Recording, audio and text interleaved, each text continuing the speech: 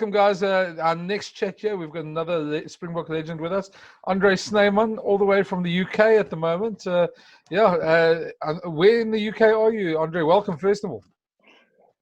Thanks, Brenden. Thank you very much for having me on the show. And Gavin, thanks a lot. At the moment, I'm in up north in Yorkshire. It's a town called Doncaster. It's just about 45 minutes drive south of Leeds. So that's where we're based at the moment. Okay. What are you doing there?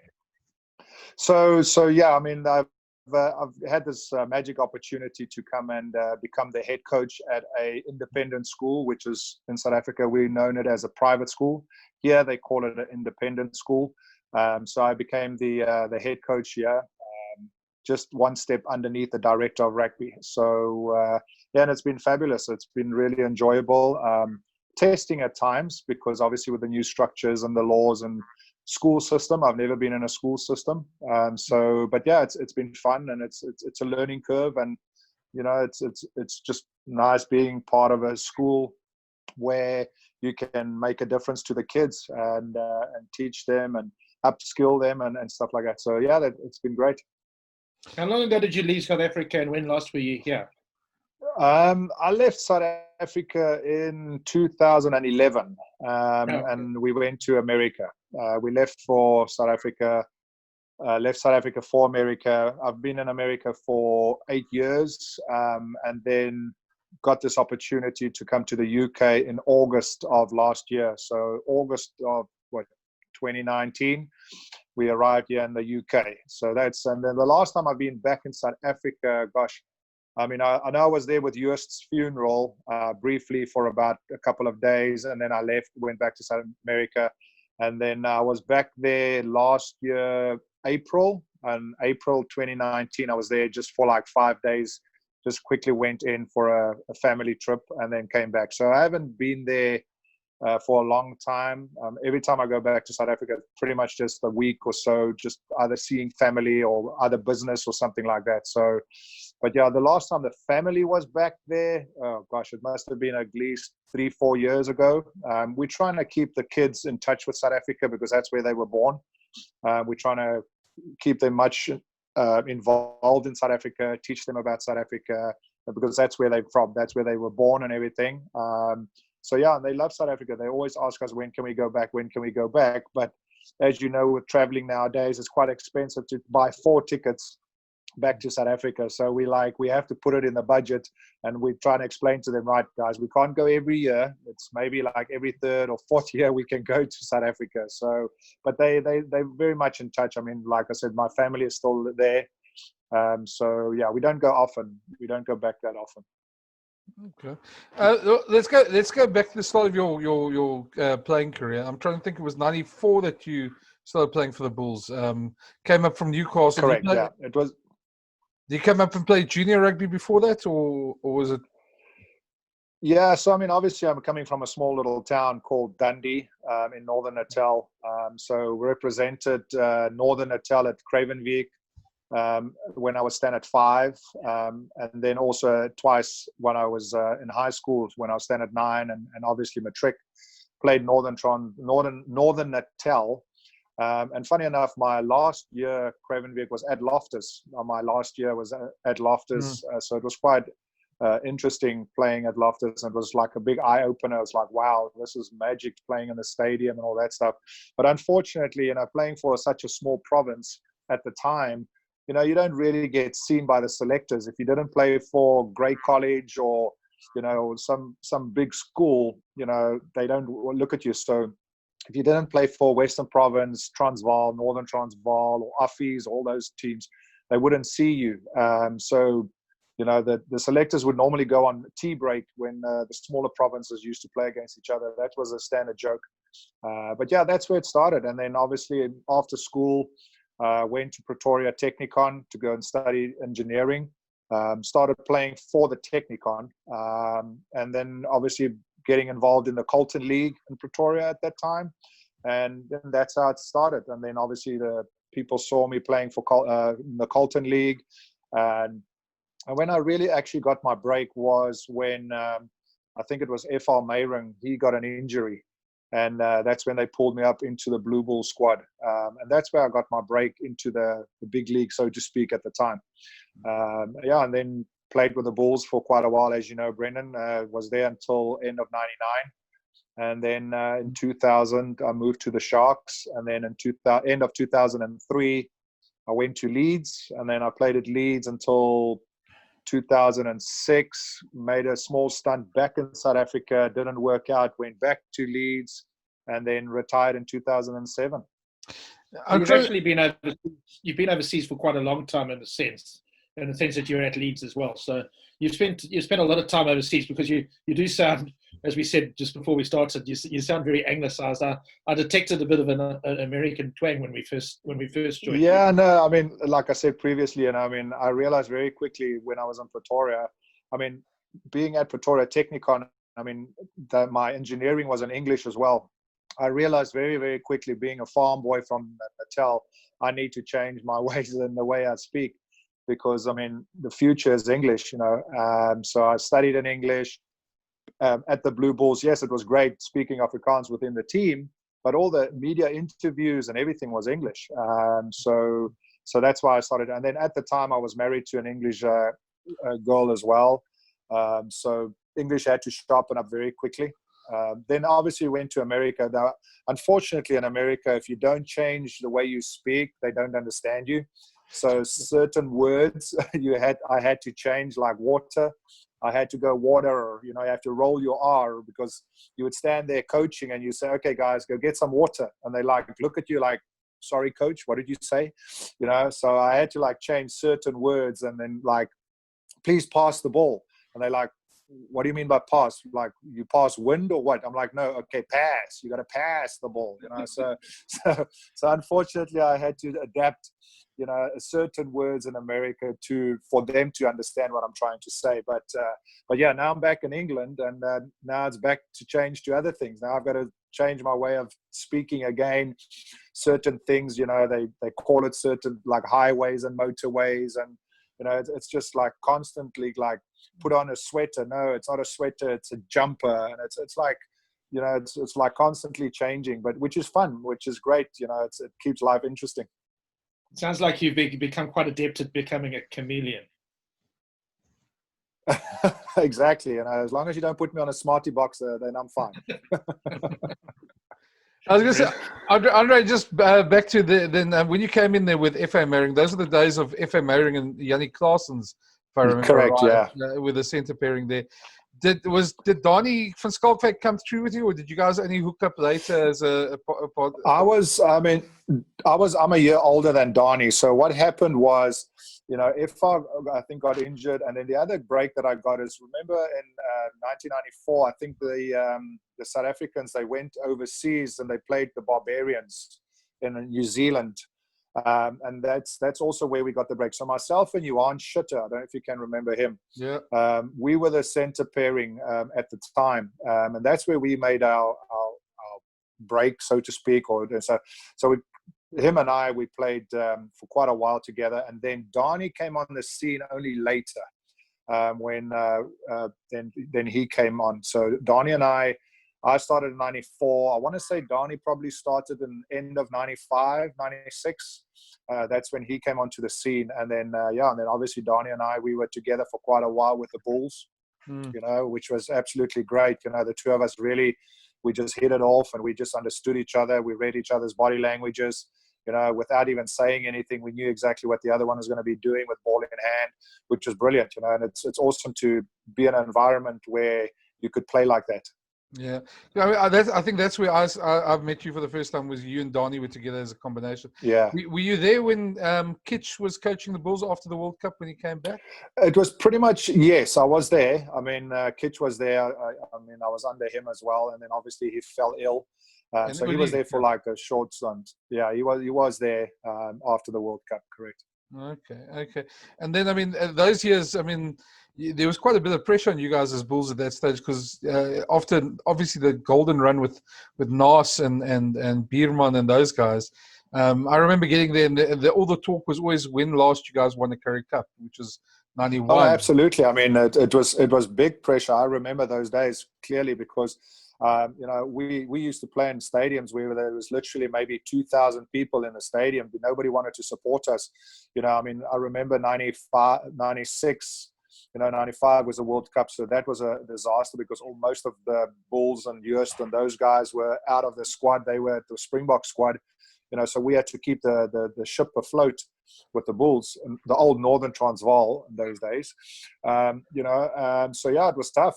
Guys like Dion Westhuizen and Jacques Willefeer and those guys, they were the senior boys. And they kept us youngsters going. But I mean, from a stadium point of view, there was not a lot of supporters. We really struggled, and there was a lot of pressure on us. And then, funny enough, then John Williams came in, and he made a difference. And then there was issues with him as well. And then he left in, I think, 97. And then Eugene van Wyk took over.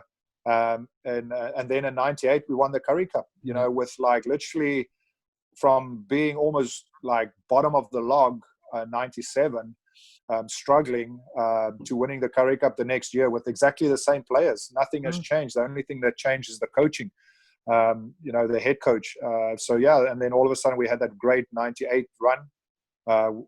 And then slowly but things picked up. But yeah, I must say that 95, 96, 97 was tough. I mean, in terms of supporters, and there was talk of like the Bulls going under and changing sponsorships, and it was also that time when when the game turned professional, because as 95, after 95 it turned professional. So 96 was like a really roller coaster year because nobody knew what does it mean to be a professional rugby player. All of a sudden, we're signing contracts and you're earning this much money. And, it was like, what does it mean to be a professional rugby player? Just because you've got a contract now, does it mean you're untouchable? Does it mean you have to train harder? Does it mean nobody knew? And then there was always this we had to start these, the player association, and to protect the players' contracts. And so, yeah, I mean, there was a lot of things. There was, I don't know if you can't remember, Brenden, there was a time that we almost went on strike.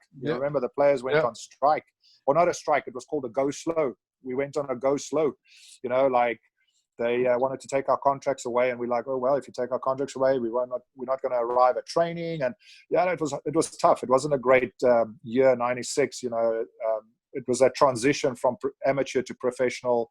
Everybody's trying to figure out what's going on and what does it look like and everything. And the 97 was a little bit better, but still we had to roll over and understand what does it mean to be professional. All of a sudden we started playing more games, and it was just crazy. But yeah, it all builds character, I suppose, at the end. But yeah, I mean, like you said, the Blue Bulls, the big thing was the supporters. They always said to us, oh, you guys can't win a Currie Cup. You can't win a Currie Cup. And then luckily in 98, we did it, and it's great. I mean, we're still in touch with each other.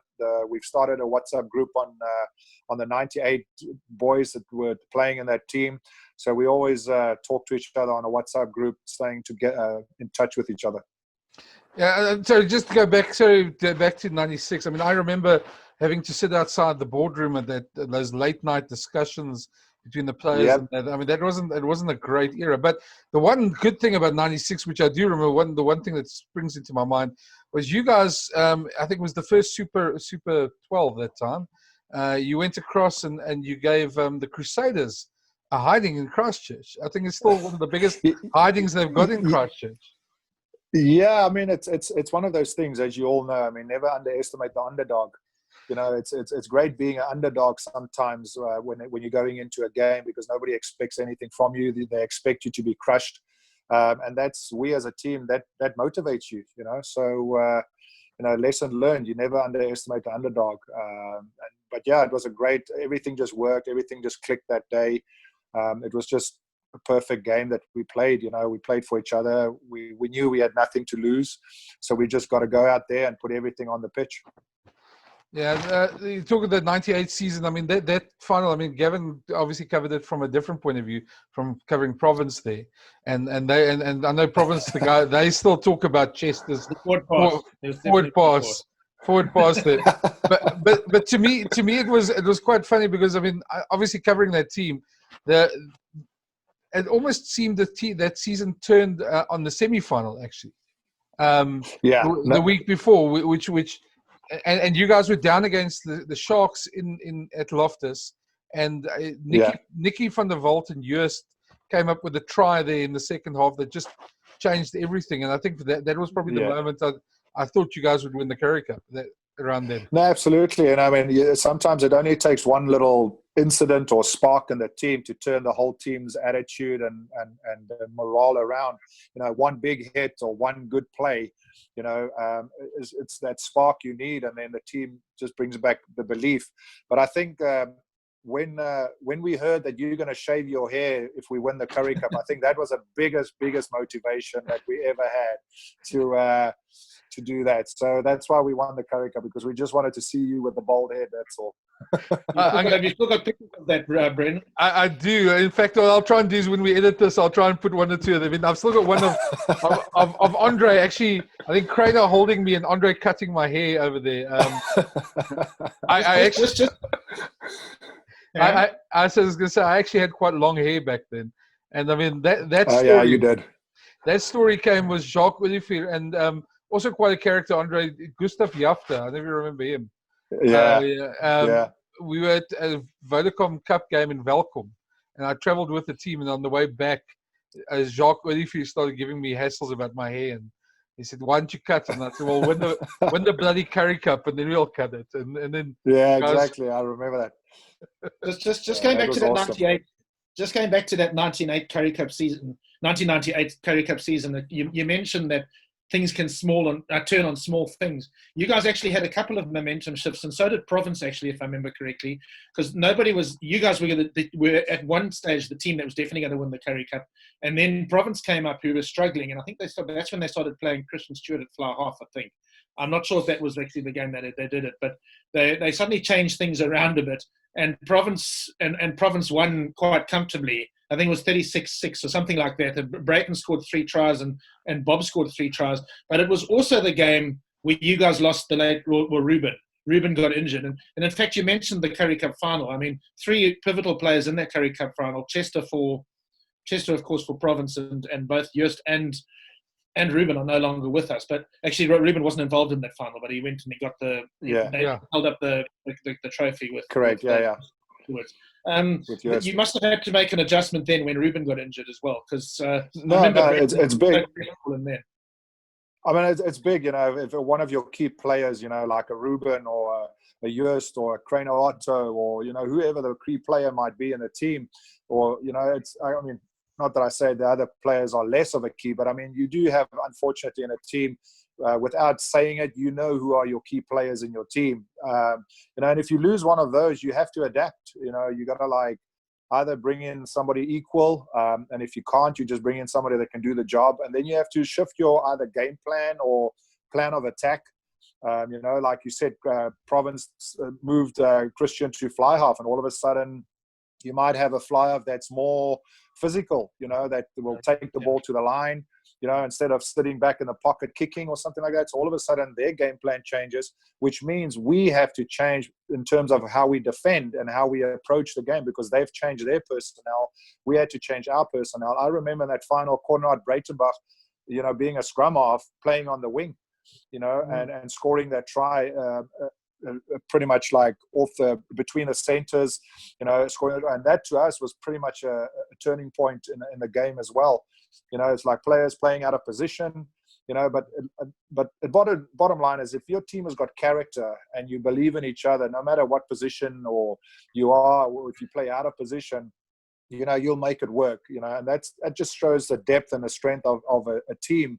If you can do that, like Province moving players around, we at the Bulls, we had to move players around. So yeah, I mean, it was everything to play for at the time, and it's just awesome to see that you could move players around and they can still do the job. But losing Ruben was a tough one. I mean, because he was a great captain and he didn't say much words, but he led by example. You knew he was going to be that guy on the ground fighting for the ball and stuff like that. And we knew that he's going to win us the ball and everything. So with him not there, it did create doubt, but the people stepping up into his position did a great job.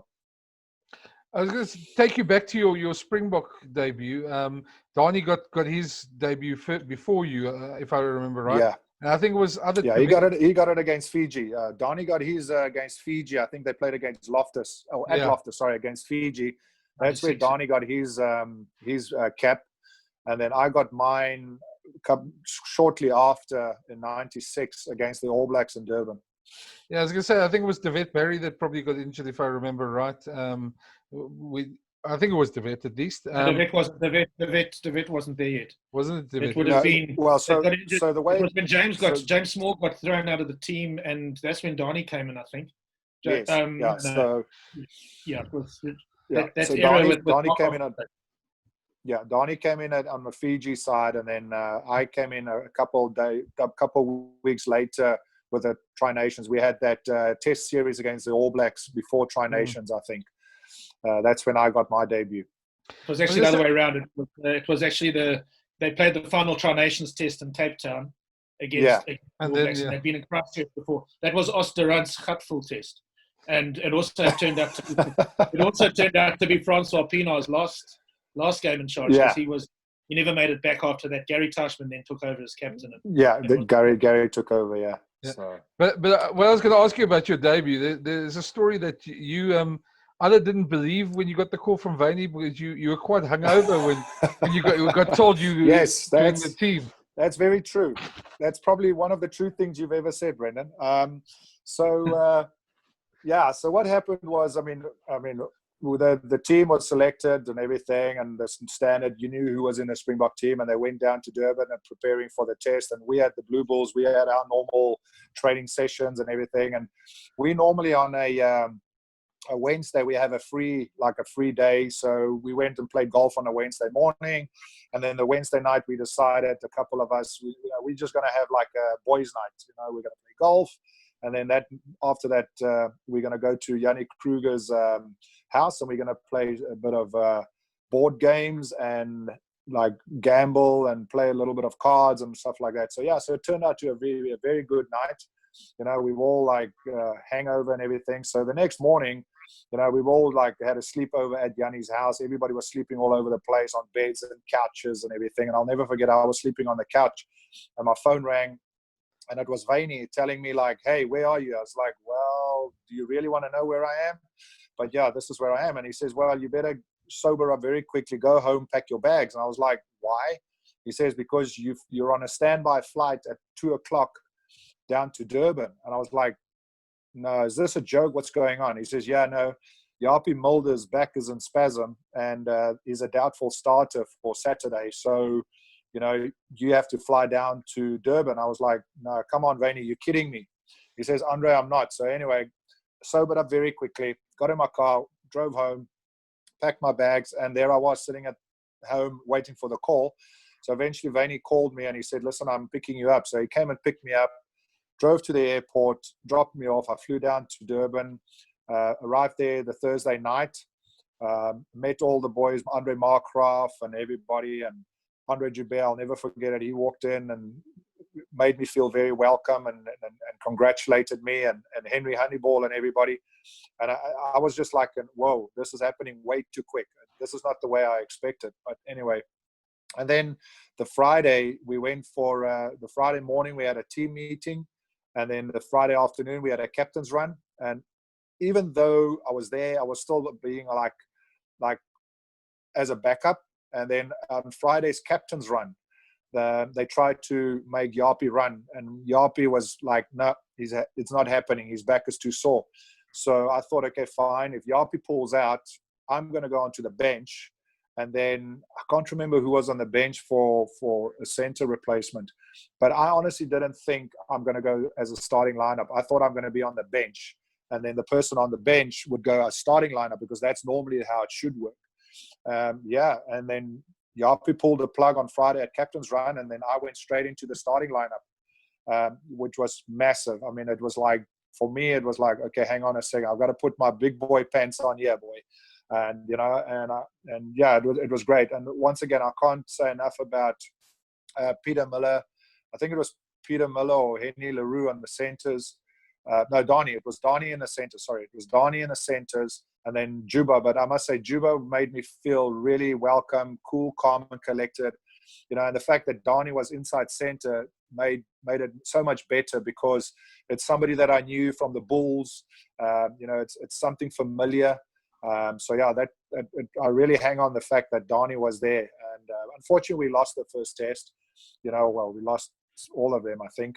But it was a massive step for me, and a massive eye opener. Being from nowhere, all of a sudden getting the call up, and making my debut. So it's been an amazing journey. Was part of the reason that Juba was so good to you, that you sort of thought you traveled a similar road, in the sense that, he was from Ladysmith, and you mentioned Lem earlier, actually, Henry Honeyball from Escort. Yeah. It's like, yeah. He's from the same part of the world as you. Northern Natal, Ladysmith. Was it? I'm thinking about it like that. No, I haven't even thought about that. But it was just his aura, Andre Joubert's aura around him. He's just this, there's, like, they all call him the Rolls Royce, because he's just cool, calm, collected. He doesn't get flustered. He really made me feel welcome. Because I was like, you can imagine a little youngster of 22 years old, walking into a Springbok team. You think that. And Andre just sat me down. I honestly thought that the senior guys in the team will look down upon me, because, it's almost like, for me, it felt like I didn't earn my position. I was, unfortunately, Yapi got injured, and that's how I got my cap. It's not like I played my way into the team, so I always thought that the guys will look down upon me and think to myself, like, oh, you lucky bugger, you just got the position because Yapi got injured. But that's not what I felt. I honestly felt with Andre, he made me feel part of the team. Everybody in the team actually, really, and that to me was very welcoming. And that to me was like, okay, cool. They've actually accepted me. I've just got to focus on what I need to do and get the job done. I know Andre Venter made his debut around about the same time, also against the All Blacks. So a hell of a team to make your debut against. I think Andre made his debut the previous week in Cape Town, and he says that he just remembered playing against the All Blacks was just like the game just went at 100 miles an hour. The pace. Absolutely. Gavin, you won't understand it. As a boy growing up, you always look at watch the All Blacks play. Walter Little, Frank Bunce, as a center combination, and you'd always look at them and you're like, wow, these guys are good. And the next minute, you're standing in front of them, in front of the haka, and you're like, okay, hang on, I'm actually playing against them, And I'll never forget, that game was like a flash. Honestly, those 80 minutes felt like 20 minutes. It's like, a lot of people ask me, what do you remember? And I'm like, not much. I can't, because it happened so quickly, and it's like the adrenaline and the occasion and the people yelling and screaming and shouting, and it was just so much to take in. And I think your brain can only take so much information in, and it's just like, but it's an amazing feeling, and afterwards you just sit back and you're like, okay, this just happened. It's like, okay, what now? Now you've played one game. What now? What's the next step? And then reality sets in, and then you're like, okay, hang on a second. I'm representing my country. I've got to be in a role model. I have to be an example. And it's just all of a sudden this responsibility comes upon you, which is great. But yeah, I agree with Andre. It's a flash. It really happens very quickly. Yeah, I was going to say I was going to ask you about Frank Bunce and Walter Little, because they were veterans at that stage, and probably the best centre combination in world rugby. And there was a lot of pressure, and there was a lot of stuff going on at that time as well around Andre Markgraaff and Francois Pienaar. And how was it to be in that sort of situation? I think you probably missed the fallout with Francois by a week or two. When he but it was still lingering in the team, about the whole politics, about what Andre Markgraaff and his comments and everything, and with Francois and stuff like that. It was still part of the team. There was the underlying factor was there, but we as players, we just decided we don't want to get involved. We can't control the outcome of it. We just have to focus on the game, focus on ourselves, focus on the team, focus at the job at hand. And with that old saying, play the game and the scoreboard will take care of itself. And that's pretty much what we had to do. We had to focus on the team, focus on our game, focus on ourselves. What happens to Andre, we can't control. unfortunately. But yeah, the pressure was still there, asking us to, the media would ask us, oh, what do you think about this? And it was tough for us to make comments, because I don't think it was our place to make comments. It was sad for us to potentially lose our coach, because of his actions. But it's actions that we can't control. But we knew in the back of our heads that, unfortunately, we knew the writing was against the wall, because those days it was very sensitive, the whole black empowerment, the movement, and all that stuff. So it was quite sensitive. I remember they said to us they would like more colored players in the team. That's where it just started, and we were like all questioning how they're going to do it, so with obviously Chester was already there and everything. So it was like, how they're going to do it. And unfortunately with Andre's comment, so, it was a bit of a sensitive political, racial, environment. And we just decided we can't subscribe to it. We cannot. We just have to control ourselves and once again, focus on the game, focus on rugby. But that came later in the year. That was after you'd gone to Argentina, and I think you finished off that tour against Wales. In that All Black series, I think what was probably more of an issue was what had happened after the World Cup in '95, when the World Cup guys all got their contracts. And you as a young player, you wouldn't have cared, because you would have arrived and you just wanted to play for the Springboks. But there were other guys. The captain, Gary Teichmann, hadn't been part of the World Cup squad, and he was being paid a fraction of what some Springboks were being paid, and who weren't even playing in that series. We know there were guys who played at the World Cup who weren't even playing, and they were drawing a monthly. They were drawing money, more money than. And how much of an issue was that? That you would have become more sort of aware of that as time went on, because you played a couple of years after that. Yeah, it's like I said. Previously, when I was at the Bull in '96 and '97, it was tough times, because it was like, these players in the World Cup, they earn this much money now, but at the end of the day, we put in the same amount of work, we put in the same amount of training, but just because they went to the World Cup, they earn this much now, and it's unfair. And that's why we sort of like almost went on a go slow strike kind of thing, because we wanted the unions and the provinces to pay us the same, or at least increase our contracts. So it became ugly. It became a money thing, and I was, at the time, I actually said to myself, I hope rugby and politics don't kill, money and politics don't kill the game, because everybody was like, all of a sudden, like, talking about money and contracts and and all that stuff, and we were like, what happened to play for the love of the game? But we all knew that is a cliche, so unfortunately it's going to turn professional. The pressure that it added on, like, well, I'm in the same category as you, I wear the same jersey as this guy, why does he get paid more than me? And so that's why we had to start the Players Union and the Players Association and everything, to try and sort out these problems and issues, so everybody can get paid, at least across the board, the same kind of money. But we as players, well, I can only speak for myself. I understand that a guy like Joost van der Westhuizen and a guy like Andre Snyman is not going to get paid the same amount of money. It's just the way it is. The director of a company is not going to get paid the same as the secretary. But we just wanted to see some sort of fairness, but it caused a lot of pressure and turmoil. And I remember John Williams just saying to us, we need to just stop talking about money. Let the people sort it out.